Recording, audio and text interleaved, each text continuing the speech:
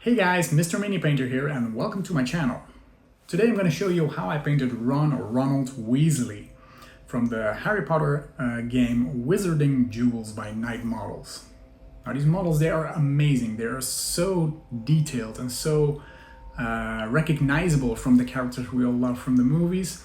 So I really enjoyed painting this guy. I'm going to show you how I did it. Alright, there we go. I primed the model in a light gray primer. You can use any color you want basically for the method I'm going to use. I tried doing some zenithal highlighting, so first applying a dark gray and then a light gray spray over it. Just helps me keep focus on where the shadows are. Now for the skin I'm starting off with a Night Questor Flesh base tone, which for him is the face, a tiny bit of this of his neck and his hands. I think he's holding, I think it's supposed to be the deluminator, I'm not really sure, and of course the Sword of Griffondor. We're gonna get to that later.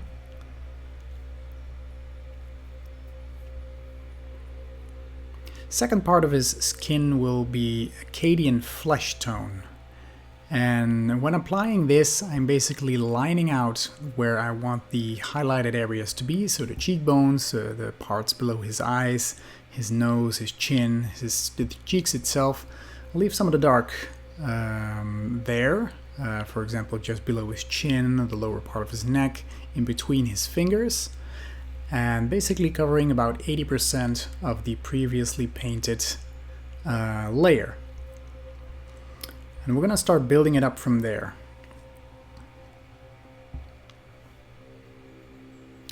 A third step is Kislev flesh, and for this I'm focusing on the raised areas, so the parts that really stick out. So his cheekbones, the tip of his nose, the bridge of his nose, his eyebrows maybe.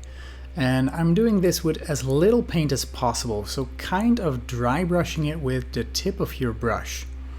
I hope it's visible here.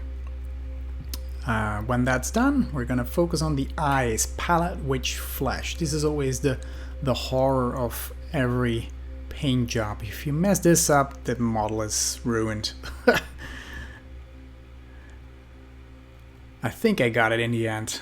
Used some Abaddon black for the pupils, and then it's time for the hair with Doomble brown. Doomble brown is kind of a red brown in itself. And of course Ron and the Weasleys are famous for their red hair.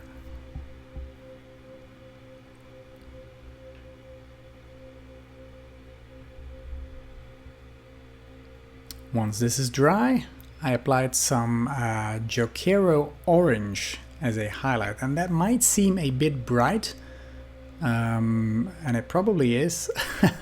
So what I did here is apply this as a, so pick out some details of the hairs and then kind of blend it out with the previous color, so with some Doomble brown, but then in a wash. So you kind of blend those colors together.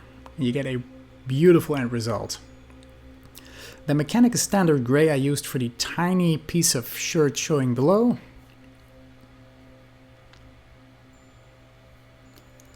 And that shirt has a collar, and for that I used some bright Jokero orange again. The clothing he's wearing, I mean, he's Ron, so it's not really matching, it's not really fashionable. There are all kinds of colors in there, and that's what we're going to do with this model as well. We're going to stay close to the box art. I'm always trying to copy the image of the original. His sweater I painted with Rhinox hide as a base color. It's kind of this ribbed old school sweater. Leave the colors as they are. So just focus on this part. Then we're gonna highlight the top parts with some dried bark. There are some top parts and then there are some inlays, if you know what I mean. So just focus on the upper parts, the most on the outside. Paint them with some dried bark. And we're gonna highlight those by adding some palette witch flesh to the dried bark and make the difference just a little bit more on the front parts, the lower parts, which are more in the front.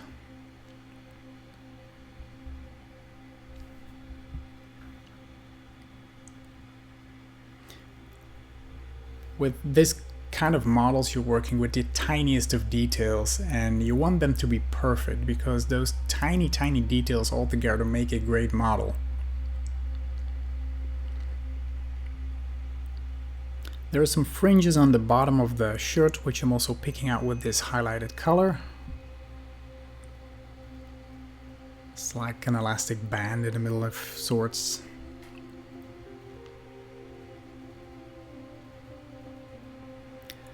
And then the collar itself I'm picking out with some Carex stone.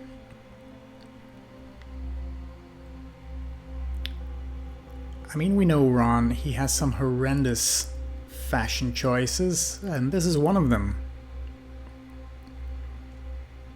But it works for him, right? I think it's the base of his character.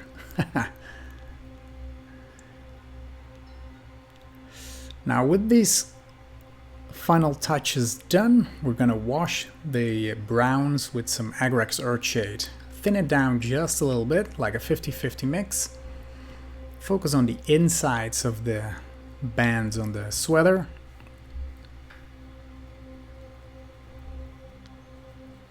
Then with some Nuln Oil, I'm painting the tiny edges on the lower shirt, the gray shirt, and a little bit on the collar, just to add some detail.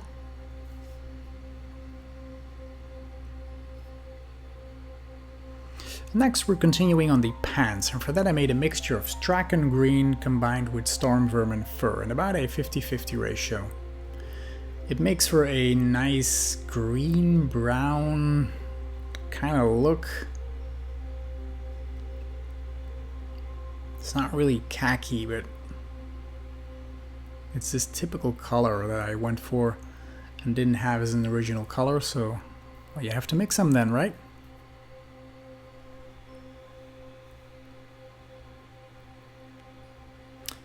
Then the base color for the shoes will be dried bark.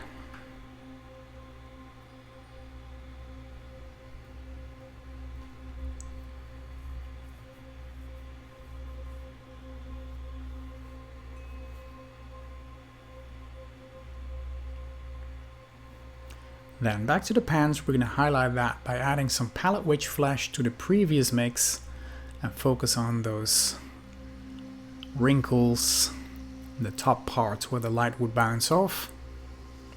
I'm doing some edge highlighting here and there on the pockets on the side, but for the rest I'm mainly focusing on the parts where the light would hit.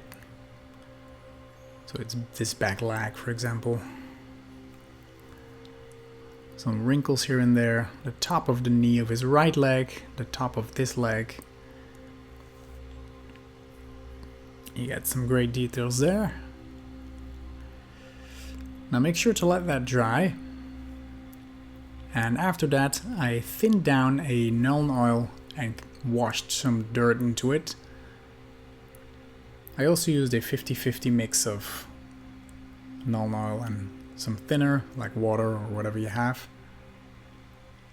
and then some Agrex Earthshade on the boots, and I went quite heavy there. I think I used the pure form here. You can thin it down a little bit if you want. This way you get a nice transition between the soles of his shoes and the shoes himself. And the inside of his coat is painted with Cantor Blue mixed with some Abaddon Black.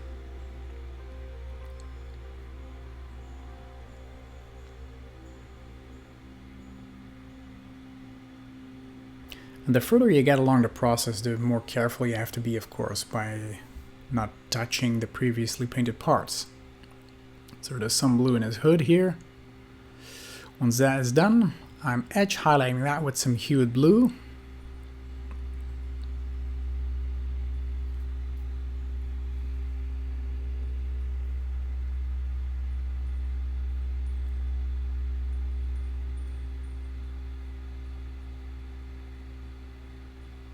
Don't worry too much about the outside of the coat, you can clean that up since we haven't touched it yet. I'm adding some tiny stripes here and there as details. Then some corn red on the sleeves of his coat. And this is where it gets interesting, because there's kind of checkered pattern on his coat with some different colors. So here I'm using a horizontal line, lines plural, with his corn red. So from his shoulder up to his hands, make sure they are evenly placed upon the left and right sleeve, and then add some more until there's like 4, maybe 5 of them on each sleeve. They can be fairly thick, fairly wide. Do the same on the coat, and again, it's not a big deal if you mess up here. We can clean that up with some gray. Just try and add some lines and make them more or less the same size. And if they're not that, then use some of your primary color, the color you base coated it with, to clean that up. After that, I used some Dawnstone to really define the lines on this coat. And it was a bit darker than my base color. That is the gray I went for. So you go all around the coat. And also kind of clean up maybe some mistakes you made with the red, where you've gone a little bit off angle or a bit too wide maybe. Then I'm going back to the Cantor blue and adding some lines and a 90-degree angle to the red all around the sleeves to create some blue bands to go over that. And the blue goes over the red as well.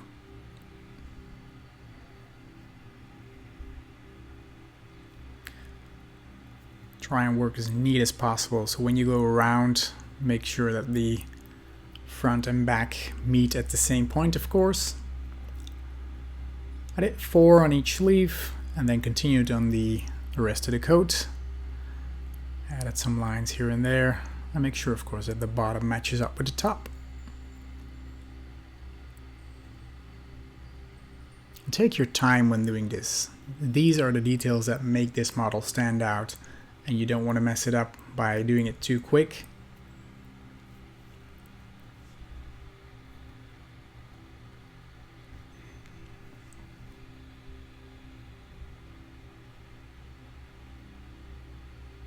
Then with some Dawnstone and a dry brush, I kind of aged the jacket, if you know what I mean. I kind of faded the colors because I thought it was really bright, and this is like a woolen coat, a bit of a worn coat. So I wanted the colors to fade, and for that I used this Dawnstone to kind of tone it down a little bit. The sword, I used some Grey Knight Steel, and what I love about Grey Knight Steel is it's got this magic glow over it already. It's kind of a bluish metal color. It looks magical in one stroke. Now with some Palette Witch Flesh, I painted the tiny diamonds on the edges of the sword hilt. They're on the top, bottom, part of the sword. There's some rubies in there. And I wanted them to shine, so I recolored them with some whites to start. There's one on the bottom here. Great, and when that's done, I'm using some Nuln Oil to add some shades to the sword. A tiny bit just below the white we just painted to create some shade between the sword and the diamond we're going to paint after this. And for that diamond, make sure to have this completely dried before we continue. And then with some Doomfire Magenta, it's kind of a pinkish red, I'm adding a nice diamond, ruby, whatever color to this stone on the sword. What I like about these contrast paints is that there's some brightness and some darkness in all in one brush stroke. Now once that's dry, we're going to add a tiny dot of Palette Witch Flesh to resemble a reflection.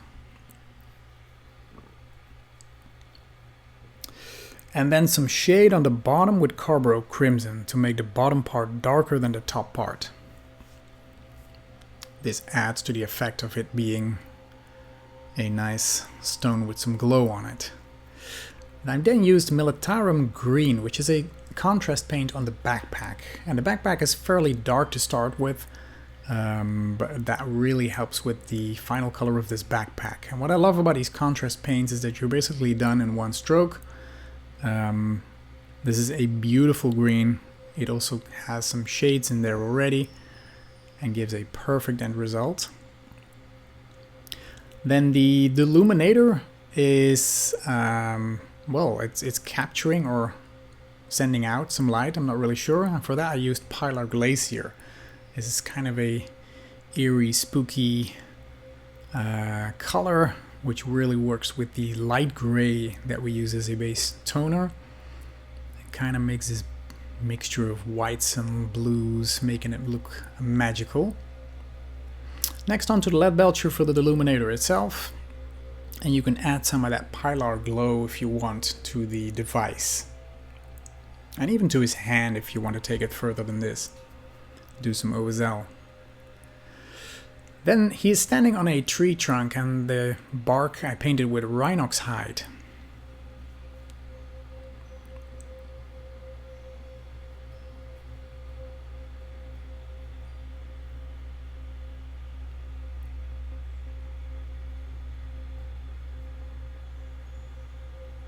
And the inside I painted with some XV88. It's kind of a yellowy brown, like a fresh cut tree trunk.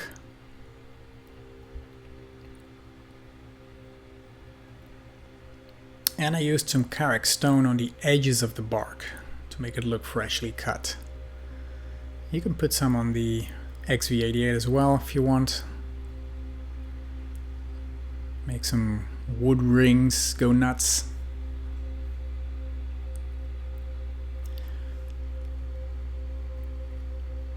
There is some tiny rocks lying around this tree trunk, and those I painted with some Mechanicus Standard Grey, which I then shaded with some non-oil and highlighted with some grey cere, or you can take Dawnstone if you want to take it a bit less bright. And just dry brush over them. For the base itself, the rest of the base, I used Garagak Sewer, which really resembles a foresty sand bottom.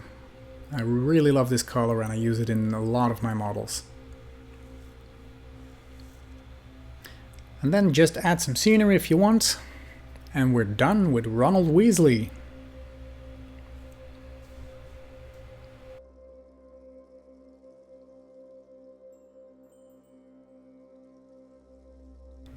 And there we have him, Ron Weasley, all finished, holding the Deluminator and the Sword of Gryffindor, looking really badass. I enjoyed painting this guy a lot, and I hope you did too. This video was of any help to you guys.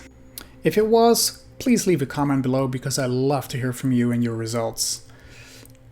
Thank you so much for watching this video. Please consider subscribing to the channel, as I'll be making a lot more in the future. And for now, I hope to see you in one of my next videos. Bye bye!